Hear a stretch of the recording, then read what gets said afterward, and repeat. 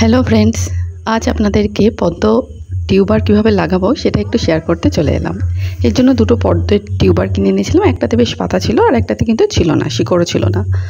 তো এর জন্য একটা গামলাতে প্রথমে কিন্তু দেখুন ভার্মি কম্পোস্ট নিয়েছি বেশ কিছুটা, এবং তার উপর একটু ঘুঁটে গুঁড়ো দিয়েছিলাম। এরপর দিয়ে দিচ্ছি হাড়ের গুঁড়ো, 2 মুঠো মতো হাড়ের গুঁড়ো দিয়ে দিচ্ছি দেখুন। এরপর দিয়ে দেব শিংকুচি 1 মুঠো মতো।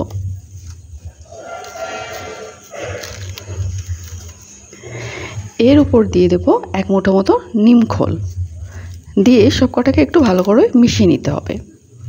দিয়ে তার উপরে কিন্তু বাগানে যে নর্মাল মাটি, সেই মাটি কিন্তু আমি ব্যবহার করছি। সেই নর্মাল মাটিটাকে আমি গামলায় ঢেলে দিলাম বেশ কিছুটা, দিয়ে এক সাইড দিয়ে কিন্তু টিউবারটাকে বসাবো।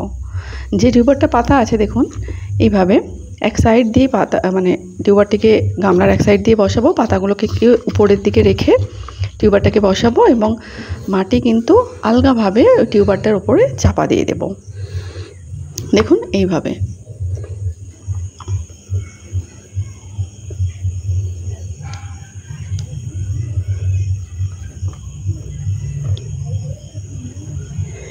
এরপরে কিন্তু এর ওপর দিয়ে গামলাটায় আলতোভাবে সুন্দর করে জল দিয়ে দিতে হবে, যাতে টিউবারে কোনো রকম ধাক্কা না লাগে। দেখুন এইভাবে কিন্তু জল দিয়ে দেওয়া হবে এবং মাটি থেকে বেশ একটু ওপর পর্যন্ত কিন্তু জলটা দিয়ে দিতে হবে।